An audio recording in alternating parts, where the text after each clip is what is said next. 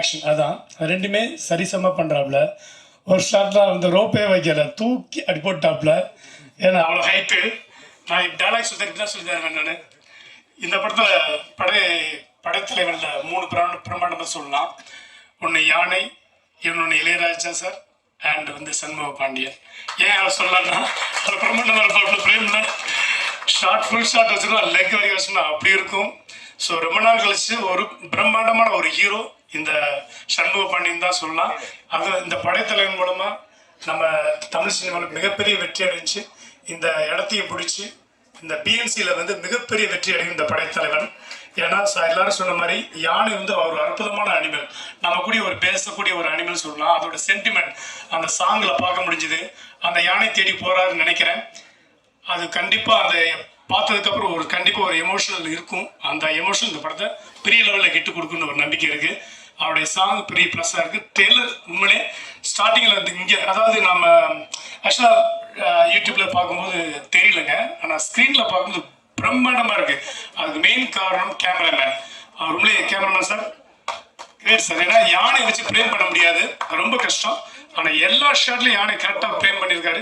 கஸ்தூரி sir சொன்னாங்க பக்கத்தில் உண்மையிலே சூப்பராக பண்ணுங்க. மொத்த டீம் இது சிறப்பாக பண்ணியிருப்பாங்க நினைக்கிறேன். மிஸ்டர் அன்பு, ஏன்னா ஒரு யானையை வச்சு ஒரு படம் பண்ணுறது ஒரு சாதாரண நினச்சி கூட பார்க்க முடியாது. நினச்சி அழகாக இந்த படத்தை கொண்டு வந்துருங்க. இந்த படம் கண்டிப்பாக மே மாதம் அது சம்மர் ரிலீஸ் ஆகுது. கண்டிப்பாக ஃபேமிலியோட எல்லாரும் பார்ப்பாங்கன்னு நம்பிக்கை இருக்குது. பத்திரிகை நண்பர்களும் நீங்கள் சப்போர்ட் பண்ணுங்கள். நன்றி. மாமனின் பாசமும் ஒன்றுதான். இப்போதும் எப்போதும் கைப்பிடித்து அழைத்து செல்லும் சண்முக பாண்டியனை தாய் மாமனாக வாழ்த்து வந்திருக்கும் சுதீஷ் அவர்களுக்கு சார்பு.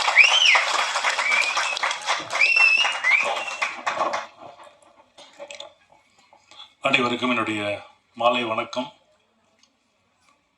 கேப்டனுடைய நல்லாசிரியரும் விஜய் சிறி கம்பைன்ஸ் தயாரிக்கும் படை வீரர், படை தளபதி எல்லாம் சொல்லலாம். நம்ம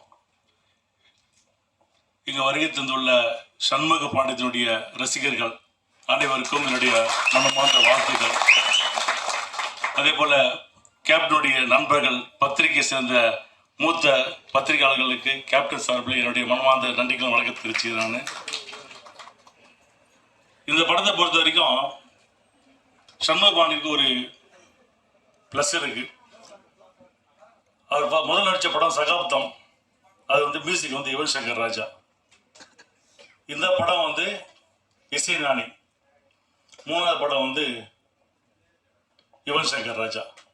மூணும் சிறிய நேரத்திலேயே இளையராஜா குடும்பத்தில் 3 இசையமைப்பாளர்கள் நடித்த ஒரே ஹீரோ சண்முக பாண்டியன் மட்டும்தான். யாருமே இல்லை.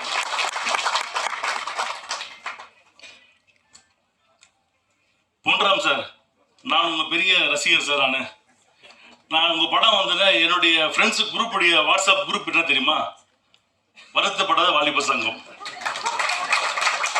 விபிவிஎஸ்ன்னு வச்சிருக்கானது ஒன்று இருக்கு. அன்னைக்கு உங்களுக்கு காட்டியிருப்பாங்க. சார், நீங்கள் என்ன ஹீரோ ஆசைப்பட்டீங்க, ஆனால் எங்கள் மாமா என்னை ப்ரொடியூசர் ஆகிட்டாரு. நான் ப்ரொடியூசர் ஆகி 25 இயர்ஸ் கம்ப்ளீட். வல்லரசு படம் முடிஞ்சு 25 வருஷம் கம்ப்ளீட். அதே போல் நம்முடைய நண்பர் முருகதாஸ் பற்றி நான் சொல்லி ஆகணும். 2001 அவர் கதை சொல்ல எங்கள் வீட்டுக்கு வர்றாரு. அப்போ நான் கேப்டன் 2 பேர் கதை கேட்குறோம். கேப்டன் உடனே அப்படியே பேசினே இருக்கோம். அப்போ என்கிட்ட சொல்கிறார், சார் எனக்கு அடுத்த மாதம் ஒரு 6 மாதத்தில் எனக்கு கல்யாணம் நடக்குது. இந்த படம் முடிஞ்ச உடனே தலைவர் இங்கே என் கல்யாணத்தை கூட்டின்னு வரணும் அப்படின்னு. நான் சொல்ல, ஃபஸ்ட்டு படம் நீ முடி, படத்தை ஹிட்டு கொடு. நீ படம் ஹிட்டு கொடு, நான் கண்டிப்பாக கேப்டன் கல்யாணத்தை கூட்டின்னு வரேன் அப்படின்னு. அப்புறம் படம் எல்லாம் முடிஞ்சது. ப்ரீ தியேட்டரில் நான் எங்கள் சகோதரிகள்லாம் படம் பார்க்க போகிறோம். ஸ்டார்டிங் என் கூட வந்தார். அவர் இன்டர்வியூ இருந்தார். இன்டர்வியூ முடிச்சு எங்கள் கிளைமேக்ஸ் ஆளே காணும். அவர் நான் கேட்குறேன், எங்கப்பா முருகதாஸுக்கு கொஞ்சம் கூட்டினாருன்னா வரவே இல்லை. ஏன்னா கிளைமேக்ஸ் உங்களுக்கு தெரியும் அது என்ன கிளைமேக்ஸ்ன்ட்டு. முருகதாஸுக்கு பயம். நானும் எங்கள் அக்கா என்ன சொல்லிட்டு, கேப்டன் தெரியும் கிளைமேக்ஸு, எனக்கு பிரச்சனை இல்லைப்பா, நீ பிராமாகிட்டையும் சுதீஷ் கேட்டுக்க, எனக்கு கிளைமேக்ஸ் எனக்கு ஓகே, அவங்களுக்கு ஓகேன்னா ஓகே அப்படின்னு. நான் தேடுறேன், இவர் ஆளே கிடையாது. அப்புறம் லிஃப்ட்லேருந்து அப்படியே வராரு, வந்து கட்டி பிடிச்சேன். சூப்பர் கிளைமேக்ஸ், இதுதான் கிளைமேக்ஸ் அப்படின்னு நானும் சொன்னேன், எங்கள் அக்காவும் சொன்னாங்க. அதுதான் ரமணா. அதுக்கு முன்னாடி ரமணா சார் ஞாபகம் பண்ணல தெரியல எனக்கு. 2000 வல்லர்ஸ் ஹிட் ஆயிடுச்சு. சார் வந்து நரசிம்மா படம் ஷூட்டிங் ப்ராசஸ் இருக்குது.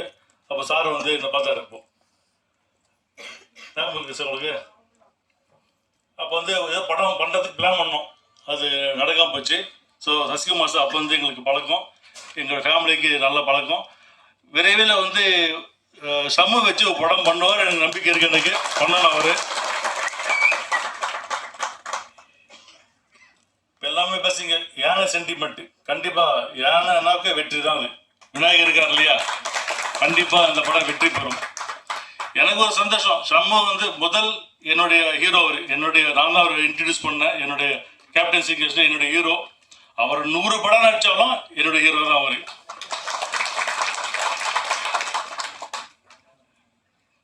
எல்லாம் நாங்கள் வந்திருக்கோம். நான் சுதீஷ் வந்து இப்போ பிரேமலத்தை வந்து அரசியல் பேசாமல் போவாங்க அப்படின்னு. அரசியல் பேசுவோம், ஆனால் இந்த மேடை கிடையாது, அதுக்கு வேற மேடை இருக்கு. இந்த மேடையை பொறுத்த வரைக்கும் பத்திரிகை நண்பர்கள் அனைவரும் எல்லாம் உங்க கையில் தான் இருக்கு. கேப்டனை தூக்கி விட்டு நீங்க தான். அதனால சண்முக பாண்டிய கேப்டன் இல்லை இன்னைக்கு. அந்த மாதிரி சொன்ன மாதிரி தாய் மாமன் அந்த முறையில் நான் பேசுகிறேன். நான் சண்முக பாண்டியனை உங்கள் கையில் நாங்கள் ஒப்படைக்கிறோம். நல்ல இடத்துல அவர் வந்து சேர்க்க வேண்டியது பொறுப்பு கேட்டு இந்த படத்தை இயக்கிய அன்பு அவர்கள் வந்து அவர் எனக்கு தான் டைரக்டர் தெரியல. எனக்கு இந்த படத்தை ப்ரொடியூஸ் மாதிரி தெரியாது. எனக்கு எல்லா விஷயமே அவர் தான் பார்த்தார். என்னை பொறுத்த வரைக்கும் இந்த படம் வெற்றி பெறும். இதே இடத்துல மீண்டும் உங்கள் அனைவரையும், அதாவது சண்முக பாண்டியுடைய ரசிகர்களையும், தேமுதிகவுடைய தொண்டர்களையும், நம்முடைய பத்திரிகை நண்பர்களையும், சினிமா அனைவரும் சேர்த்து ஒரு மாபெரும் வெள்ளி விழாவை நடத்துவோம் என்று கூறி மீண்டும் அந்த விழாவில் சந்திப்பு என்று கூறி விடைபெறுகிறேன். நன்றி, வணக்கம். நம்பிக்கை வையுங்கள், எதிர்கால அரசியலில் தனக்கான சாம்ராஜ்யத்தை இவர் உருவாக்குவார். என்னுயிர் தோழா எழுந்து வா, தம்பி குரல் பேச பறந்து வா. கட்சியின் இளைஞரணி செயலாளர் பிரபாகரன் அவர்கள் பேச இருக்கிறார்.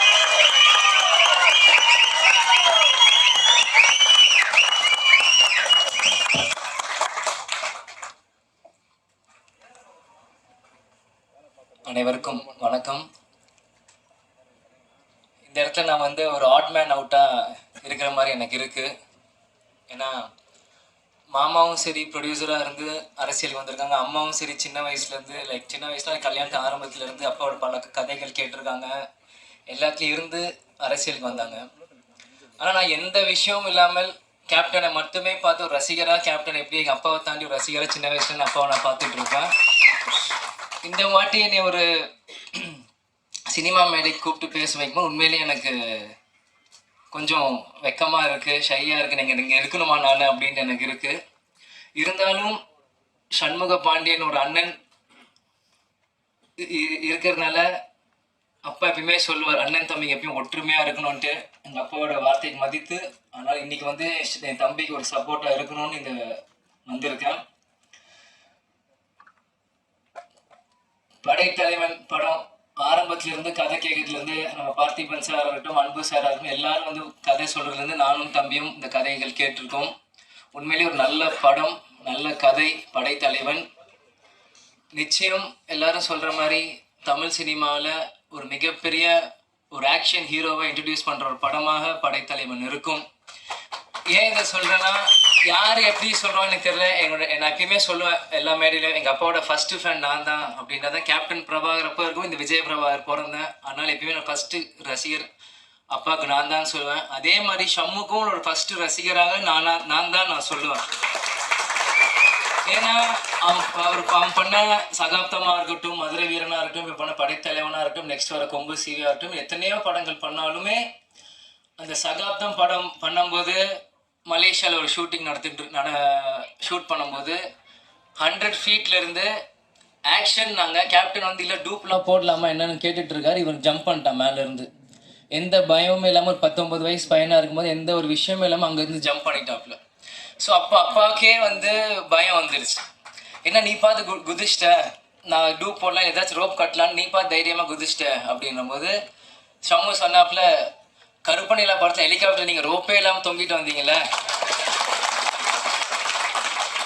அது எங்களுக்காக பண்ணும்போது உங்கள் மகன் நான் வரும்போது உங்களுக்காக நான் 100 மாடியிலும் குதிக்கிறது எனக்கு என்ன, எனக்கு எந்த அச்சமும் இல்லை, உங்களுக்குள்ள அதே ரத்தம் தான் எனக்குள்ளேயும் ஓடிட்டு இருக்கு அப்படின்னு ஷம்மு சொல்லும்போது உண்மையிலேயே அந்த இடத்துல நான் வேந்து பார்த்தேன். அதே மாதிரி சகாப்தம் ஒவ்வொரு ஷாட்டுமே தம்பி எப்படிலாம் ஃபைட் பண்ணியிருக்கான்ட்டு எனக்கு தெரியும். கேப்டன் எங்கேயும் போல அவர் படத்தில் நீங்கள் பாருங்க, கேப்டன் திரையில் தெரிவாங்க. நான் தான் 4 நாள் ஃபஸ்ட்டு நான் தான் படுத்தேன். அன்பு நான் தான் எடுத்தேன். 4 நாள் வச்சு நாங்கள் எடுத்தோம். அவரை கஷ்டப்படுத்தணும், அது வேற விஷயம். அது ஒரு ட்ரெய்லர் ஷூட்டு, ஒரு ட்ரெய்லர் ஷாட்டு ஆந்திராவில் எடுத்தோம். தலக்கோணத்தில் அந்த ரிவரில் ஓடி வரணும். அது ரொம்ப கஷ்டமானது. செருப்பு போடக்கூடாது, அதில் ஓடி வரணும். குதிரை விரட்டிட்டு வரணும், குதிரையோடு ஓடி வரணும். குதிரையும் அவரும் வரும்போது 2 பேரும் ஒரே மாதிரி இருந்தாங்க. ஷாட் வைக்கும்போது அந்த குதிரை வேகத்துக்கு வந்தது. எனக்கு இன்னும் அதை வரலையேன்னு வருத்தப்படுறேன். ட்ரெய்லரை கொண்டு வர முடியலேன்னு வருத்தமாக இருந்தது.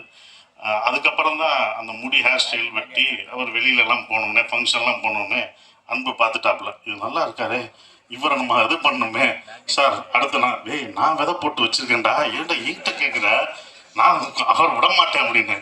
நான் தரவே மாட்டேன், நான் எவ்வளோ வச்சிருக்கேன் அந்த படத்துக்கு, அந்த கேரக்டருக்கு நான் முடி வச்சிருக்கேன். இல்லை சார், முடியை நாங்கள் குறைச்சிக்கிறோம் சார். முடியாதுன்னு நான் சொன்னேன். சரி, நான் அங்கிட்டு பார்த்தா இவர் வர்றாரு. சார் முடி நல்லா இருக்கு சார், அது நான் எடுத்து வச்சிருக்கேன்பா. என்னப்பா நான் பண்ணி வச்சிடறேன், நீ கேட்குறேன். ஆனால் அது பண்ண முடியல. ஆனால் சந்தோஷமா இருந்தது. சரி அன்பு, நீ 10 நாள் எடுத்துக்கோ அப்படின்னு சொல்லி நாங்கள் டேட்டு இது பண்ணிக்கிட்டு இருந்தோம். ஒரு விஷயம் தான் சொல்லணும், அவர் படம் ரிலீஸ் ஆகலை, ஆனால் இத்தனை பேர் இருக்கான் பார்த்தீங்களா, இதுதான் உங்களோட வெற்றி. படம் வர்றதுக்கு முன்னாடி ஒரு வெற்றி வந்து எந்த நடிகர் கொண்டாரு. ஒரு படம் வந்து அடுத்த படம் தான் வரும். இத்தனை பேர் உங்களை அடுத்து வச்சு படம் பண்ணுறாங்க, இதுதான் உங்களோட வெற்றியாக பார்க்குறேன். ரொம்ப டெடிக்கேட்டிவானது. ஆனால் நாங்களாம் பார்த்துருக்கோம், சும்மா யாரும் சொல்லலை. உண்மையிலே அந்த டெடிக்கேஷன் அவருக்கு அவ்வளோ இருந்தது. ஏன்னா விஜயகாந்த் சாரை பார்த்தா எங்களுக்குலாம் இன்ஸ்பிரேஷன். நாங்களாம் அவரோட ஒர்க் பண்ணல, அவரோட பயணிக்கிற எங்களுக்கெல்லாம் இல்லை. ஆனால் அவர் கேள்விப்பட்டிருக்கோம். நாங்கள் வந்து டைரக்ஷன் வரும்போது, நான் கம்பெனி ப்ரொடக்ஷன் ஆரம்பிக்கும் போது எல்லாம் ஒன்று சொல்லும்போது, விஜயகாந்த் சார் ஆஃபீஸ்க்கு போனால் எப்போ வேணாலும் சாப்பாடு கிடைக்கும், எப்போ வேணாலும் எல்லாருக்கும் ஒரே மாதிரி சாப்பாடு தான் கிடைக்கும் அப்படின்னாங்க. அப்போ நான் என் கம்பெனியில் சொன்னேன், சார் ஆஃபீஸில் எப்படி இருந்தாலும் இத்தனை வருஷத்துக்கு அப்புறம் இந்த ஜென்ரேஷனுக்கும் அடுத்த ஜென்ரேஷனுக்கும் அவர் சாப்பாடு போட்டது இன்னும் வந்துட்டு இருக்கு பார்த்தீங்களா, அது தொடருதுன்னா பாருங்கள் எவ்வளோ இதாக இருக்குது. இதை நம்ம பண்ணணும்னு சொல்லி அவர் எனக்கு இன்ஸ்பிரேஷனாக அந்த இதில் இருந்தார். அதுக்கு வந்து ரொம்ப இது சுதீஷ் சார் சொன்னார், விஜயகாந்த் சார் மாதிரி தம்பியை பத்திரிகையாளரும் மக்களும் அடுத்து அவரை ஏற்றி விட்டுருங்க அப்படின்னு சொல்லிட்டு இருந்தார். சார், தமிழ்நாடு மக்கள் ரொம்ப சென்டிமெண்ட்டான ஆளுங்க சார், சென்டிமெண்ட் பீப்புள் சார். நாங்கள் எப்படி விஜயகாந்த் சாரை வந்து அப்படி தூக்கி வச்சு தமிழ்நாட்டை கொண்டாடிச்சோ, அதே மாதிரி அடுத்து சண்முக பாண்டியன் கண்டிப்பாக தமிழ்நாடு மக்கள் கைவிட மாட்டாங்க சார், தூக்கி கொண்டாடுவாங்க சார், உறுதி சார். அழுதையா என்ற வசனம் நினைவிருக்கும். கேப்டனின் இறுதி ஊர்வலத்தில் இந்த வசனம் சொல்லி அழுதவர் பலர். வறுமையின் வாசலில் நின்று மருத்துவமனை, அரசு அதிகாரிகள், குற்றவாளிகள் என்று கேப்டன் அவர்களை வைத்து என்றும் மறக்க முடியாத ஒரு டிரான்ஸ்லேட்டர் சோடி கொடுத்த AR முருகதாஸ் அவர்களை பேச அழைக்கிறோம்.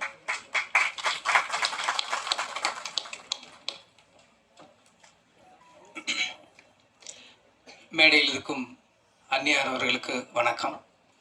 சுதீஷ் சார் வணக்கம்.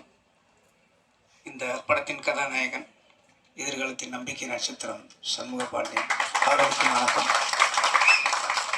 சசி சார் வணக்கம் சார். கஸ்தூரிராஜ் சார் வணக்கம். அப்புறம் கழகத்தை தன் தோளில் சுமந்து கொண்டு வந்திருக்கும் பிரபாகரன் அவர்களுக்கும் வணக்கம். கேப்டனின் அன்பு தம்பிகள், சகோதரிகள், தமிழகம் என்றும் இருக்கும் அனைவருக்கும் எனது வணக்கத்தை தெரிவித்துக் கொள்கிறேன்.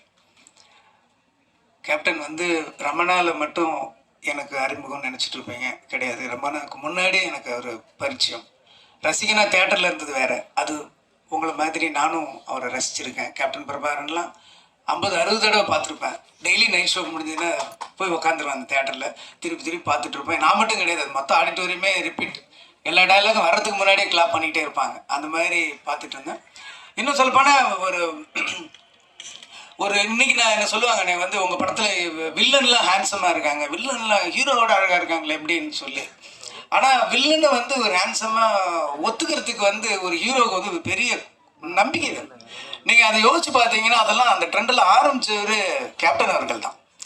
கேப்டன் அவரோட வில்லன்கள்லாம் பார்த்தீங்கன்னா பயங்கர அழகாக இருப்பாங்க. அதுக்கு முன்னாடிலாம் அப்படி இருக்கவே மாட்டாங்க. அந்த ட்ரெண்ட் ஆரம்பிச்சது கேப்டன் அவர்கள் தான்.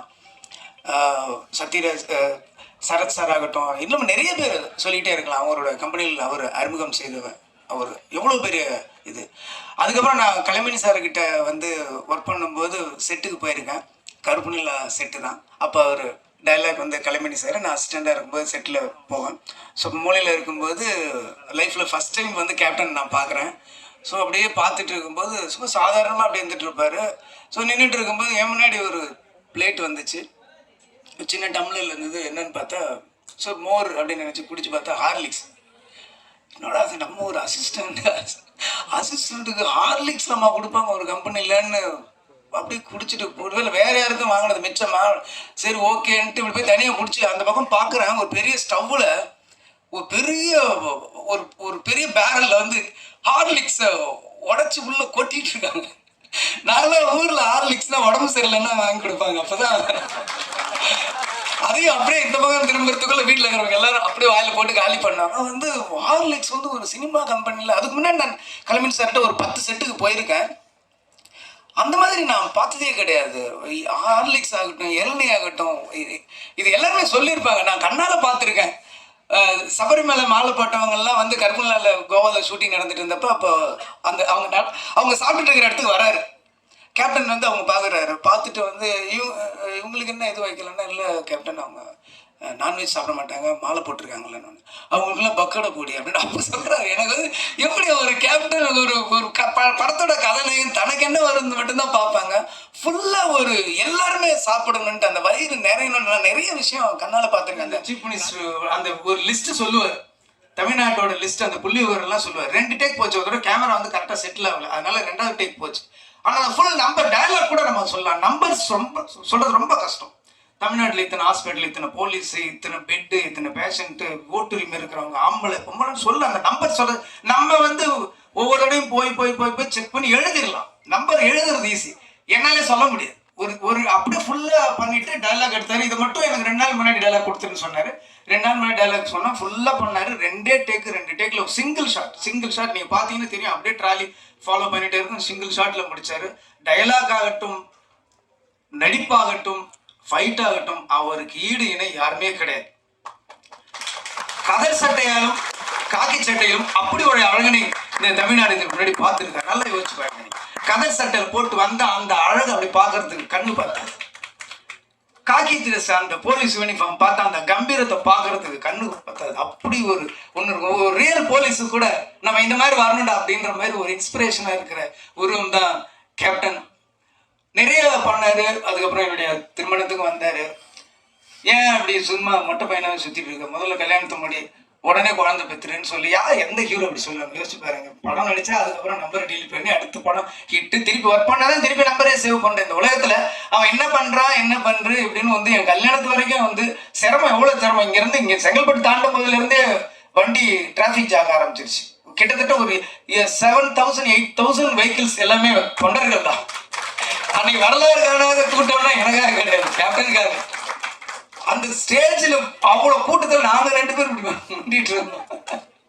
அவ்வளோ ஒரு வரலாற்று சிறப்பு மிக்க ஒரு திருமணமாக என்னுடைய திருமணத்தை மாற்றினவர் கேப்டன் அவர்கள். ஒரு அற்புதமான மனிதர்.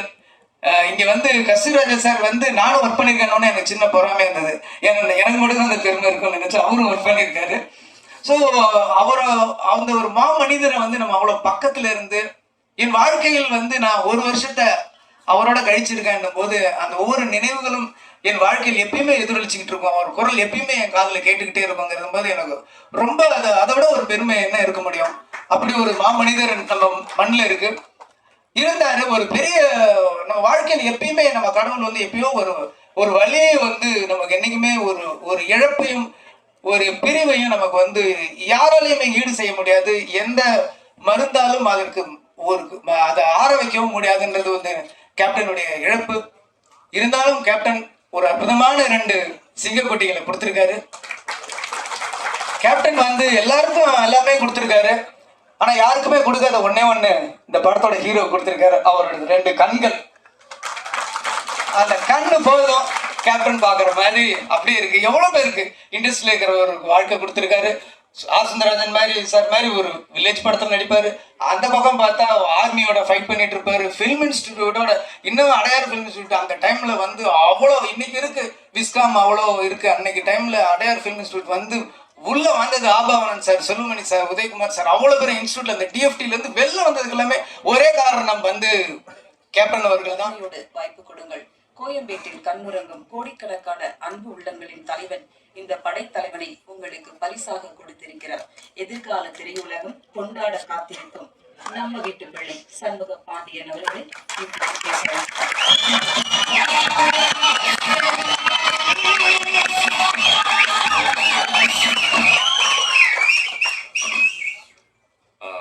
வந்திருக்க ப்ரெஸ் சேனல் யூடியூப் நண்பர்கள் எல்லாருக்கும் வணக்கம்.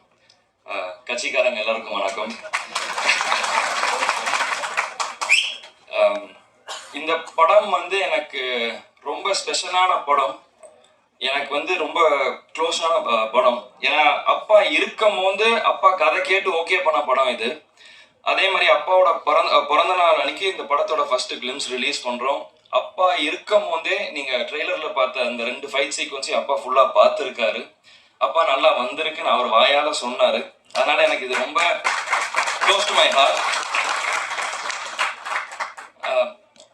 அதே மாதிரி அன்பு பிரதர் வந்து எனக்கு டே 1 என்ன கதை சொல்லி இது இப்படிதான் பிரதர் வரும், இது இந்த மாதிரி தான் அவுட்புட் என்ன வரும்னு சொன்னாரோ அதை அப்படியே எக்ஸாக்டா கொடுத்துருக்காரு. So thank you brother.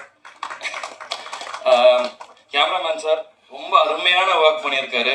எனக்கு இந்த செட்ல வந்து ஒரு ஒரு ஒரு பயமோ இல்லை நான் பண்றது சரியோ தப்போ இல்லை யாரோ ஏதோ தப்பா பேசிடுவாங்களோன்னு எனக்கு எந்த ஒரு கில்ட் ஃபீலோ ஒரு தப்பான ஃபீலோ கேமராமேன் சைடா இருக்கட்டும் இல்லை டைரக்ஷன் சைடா இருக்கட்டும் எங்கேயுமே எனக்கு கொடுக்கல. ரொம்ப கம்ஃபர்டபுளா என்னை வச்சு அவ்வளோ அருமையா என்கிட்ட இருந்து வேலை வாங்கியிருக்காங்க. யானை என்னோட படத்துல என்னோட நண்பன் மணியன். நானும் அதுவும் வந்து நீங்க எல்லாரும் நினைச்சிருக்கலாம் இந்த மாதிரி யானை கூட ஒரு 20 நாள் 30 நாள் ப்ராக்டிஸ் எடுத்து இது பண்ணலான்ட்டு. ஆனா என் டைரக்டர் சார் அதெல்லாம் உடலை.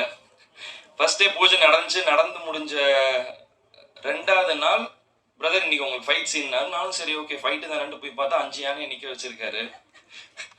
நான் கூட ஏதோ விளையாட்டுக்கு சொன்னேன், இல்லை பிரதர் நீ யானை கீழே வரணும் வந்து ஒருத்தர் அடிக்கணும்னு. சரி பிரதர் சும்மா விளையாட்டுக்கு தானே ஏதோ சரின்னு விட்டேன். பார்த்தா நிஜமாரி ஃப்ரேம் அதுக்கு தான் வச்சுட்டு இருந்தாங்க. ஸோ அங்கே நான் யானைக்கிட்ட நான் பழக ஆரம்பித்தேன். அதுதான் எனக்கு டே 1. அப்போ தான் நானும் ஃபர்ஸ்ட் டைம் யானையை பார்க்குறேன். அங்கே தான் பழக ஆரம்பித்தேன். அப்போ எனக்கு அப்பா சொன்னது ஒன்று ரொம்ப நல்ல ஞாபகம் வந்துச்சு.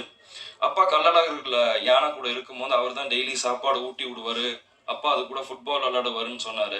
சரி நம்மளும் பண்ணி பார்ப்போன்ட்டு அதுக்கு ஸ்வீட்டு பழம் டெய்லி அதுக்கு சாப்பாடு ஊட்டி விட ஆரம்பித்தேன்.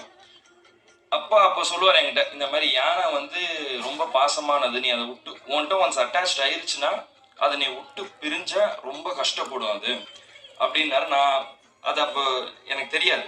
இங்கே நான் ஒரு யானையோட நடிக்கும் போது தான் அது எனக்கு தெரிஞ்சது. ஃபர்ஸ்ட் ஷெட்யூல் முடிச்சுட்டு போகும்போது யானை 2 நாள் சிக்காச்சு. நாங்கள் திருப்பி அடுத்த ஷெட்யூல் வரும்போது அதுக்கு என்ன ஞாபகம் இருக்குமோ இருக்காதோன்னு எனக்கு ஒரு டவுட் இருந்தது.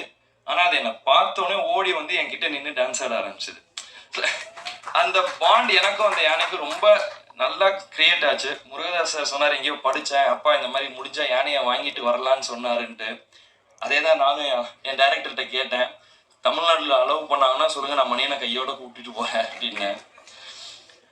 நீங்கள் படத்தில் பார்த்தா தெரியும் எனக்கும் அந்த யானைக்கும் உள்ள பாண்ட் வந்து ரொம்ப உண்மையாக க்ளோஸாக இருக்கும்.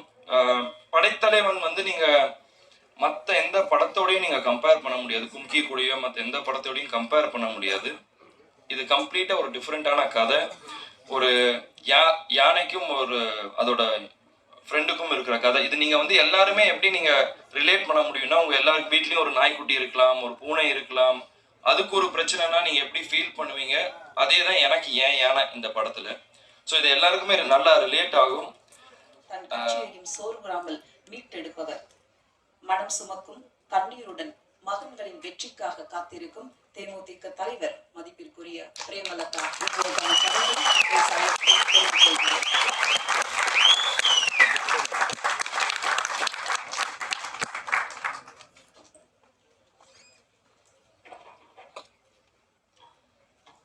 அனைவருக்கும் வணக்கம்.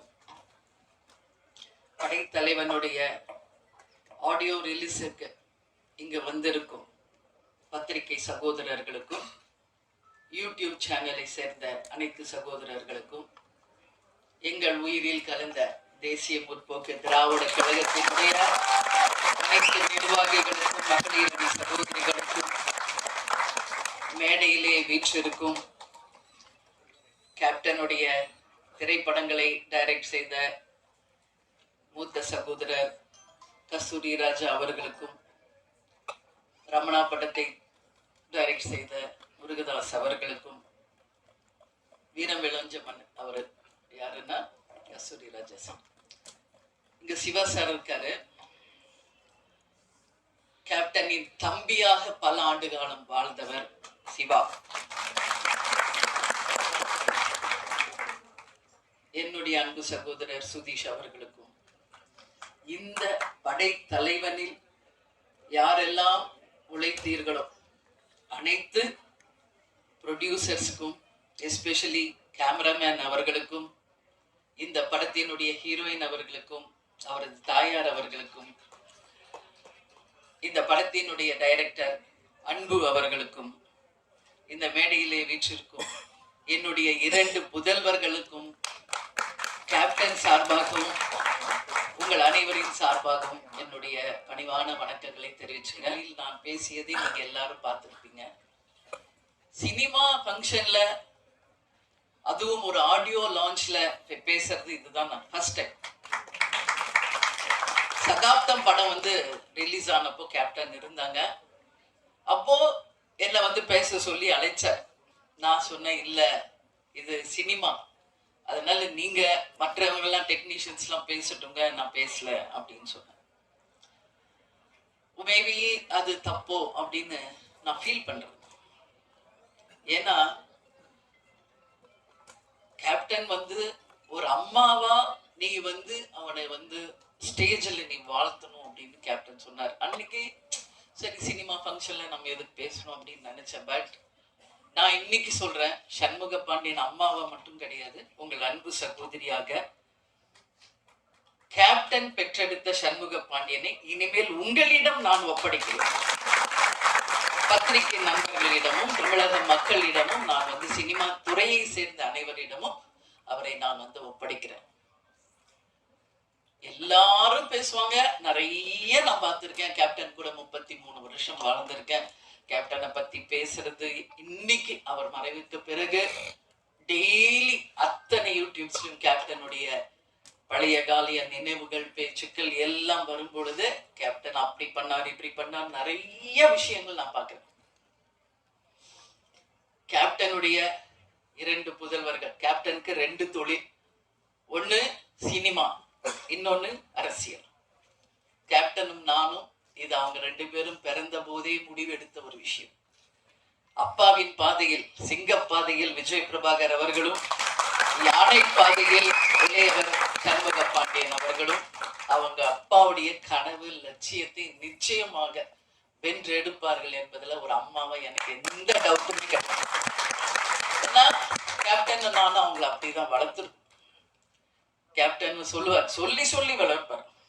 பிரபாவை அண்ணான் தான் சொல்லணும், தம்பி. அது மட்டும் என்னைக்கு கடைசி வரைக்கும் அவர் ஒத்துக்கல. அதையும் இன்னைக்கு வரைக்கும் சண்முக பாண்டியன் அதை கரெக்டா கீப் அப் பண்றாரு. ஏன்னா அந்த பாண்டிங், அந்த ரெஸ்பெக்ட், அது இருந்தாதான் நம்ம வாழ்க்கையில ஒற்றுமையாக பல சாதனைகளை செய்ய முடியும் என்பதில் கேப்டன் உறுதியா இருந்தாரு. அதையே பிள்ளைகளுக்கும் நாங்கள் சொல்லி கொடுத்து அவங்களை வளர்த்துருக்கோம். நீங்க எல்லாரும் சொன்னீங்க, டவுன் டு எர்த்தா இருக்காங்க, அப்பா மாதிரியே உதவி செய்யறாங்க, எல்லாரோடையும் சகஜமா பழகுறாங்க அப்படின்னு. இன்னைக்கு இல்ல, இன்னும் எத்தனை ஆண்டு காலம் ஆனாலும், உச்ச நட்சத்திரமாக சண்முக பாண்டியன் அவர்கள் வந்தாலும், இன்னைக்கு எப்படி உங்க அத்தனை பேரிடமும் எளிமையோடும் உங்கள் அன்பு சகோதரர் போல டவுன் டு எர்த்தா இருக்காரோ அப்படிதான் இருப்பார். ஏன்னா சின்னவன் கை குழந்தை. கேப்டன் மேக்கப் போடுவார். 6 மணிக்கெல்லாம் கேப்டன் கிளம்புவார். உங்களுக்கு எல்லாருக்கும் தெரியும். 9 o'clock வித் மேக்கப் ஷூட்டிங்ல இருக்கணும்னா 6 o'clock இறங்கி கீழே வந்துடும். எங்க ரூம் மேல கை குழந்தை அவனை தூக்கிட்டு நானும் கீழே வந்துடுவேன். ஏன்னா அவருக்கு நான் டிஃபன் கொடுக்கணும், அவருக்கு வேண்டிய எல்லாம் செய்யணும். அப்படியே பார்த்துட்டு இருப்பான் அவங்க அப்பாவை. அப்போ ரொம்ப கை குழந்தை அழுகுவான், ரொம்ப ஜாஸ்தி. எதுக்கு இவன் அழுகுறான்? மூக்குல லைட்டா அவர் ஒழுங்கும். அவருக்கு கிளம்புவாரு. வந்தாரு ஷூட்டிங்க்கு. நான் சொன்னேன் அதெல்லாம் எனக்கு நினைச்சா எந்த சங்கோச்சமும் கிடையாது. பாரு வண்டி ஏற போகும்போது அப்படியே வந்து தாவுவான், அப்படியே அழகா அந்த மூக்கை தொடச்சி விட்டு கண்ணை தொடச்சி விட்டு ஒரு முத்தம் கொடுத்துட்டு தான் போவார். அதே மாதிரி தான் விஜய் பிரபாகர். ஏன் அதை சொல்றேன்னா, ஒரு அப்பாவாக அவ்வளோ ஒரு ஆசையா பிள்ளைகளை வளர்த்தார் கேப்டன். இன்னைக்கு 2 பேரும் இன்னைக்கு அவங்க அப்பா இல்லாதத ரொம்ப ரொம்ப ரொம்ப மிஸ் பண்றாங்க. இங்க கேப்டன் இல்லைன்னு நான் நினைக்கவே இல்லை. இங்கதான் இருக்கார் கேப்டன். இந்த ஆடியோ ஷோல இன்னைக்கு ஆடியோ லான்ச்லயும் இங்கதான் கேப்டன் இருக்கார், நம்மோட தான் இருக்கார். அதுல எனக்கு எந்த மாற்று கருத்துமே கிடையாது. இந்த இடத்தில் கேப்டன் இருந்து அவருடைய நல்லாசியுடன் அவருடைய வாழ்த்துக்களுடன் தான் இந்த ஆடியோ லான்ச் நடந்துகிட்டு இருக்கு. அதுல எந்த மாற்று கருத்துமே இல்லை. அதே மாதிரி சண்முக பாண்டியனை பார்த்தீங்கன்னா ஒரு டென்ஷன் இருக்கும் ஏதாவது வாழ்க்கையில. ஆனா அவன் அறியாம போன்ல ரொம்ப சிரிச்சு பேசிட்டு இருந்தாலே நான் கேட்பேன், யார் அன்பு கூட பேசிட்டு இருக்கியா அப்படின்னு. ஏன்னா அந்த அளவு டைரக்டருக்கும் அவருக்கும் அப்படி ஒரு பாண்டிங். அவரோட ஸ்ட்ரெஸ் பிளஸ்டர் வந்து சண்முகா, சண்முகா வந்து மனசு விட்டு பேசுறது யாருன்னா அன்பு. ஸோ அந்த அளவு வந்து அவங்க 2 பேருடைய புரிதல் இருக்கு. இப்போ அடுத்த படம் டைரக்டர் எங்க அம்மா உங்களுடைய பெரிய ஃபேன் சார். ஊதா கலர் ரிப்பன் அப்படின்னு போட்டாலே போதும். எங்க அம்மா 85 வயசு, இன்னைக்கும் எந்திரிச்சு உட்காந்து பார்ப்பாங்க. நான் இதை சார் வந்து கதை சொல்ல வரும்போது வீட்டுக்கு வரும்போது நான் சொல்லியிருக்கேன். அதே மாதிரி தான் சசிகுமார் சார், அவரும் வீட்டுக்கு கதை சொல்ல வரும்போது அவருடைய அந்த டவுன் டு எர்த் அங்க பார்த்தேன் வீட்டுல.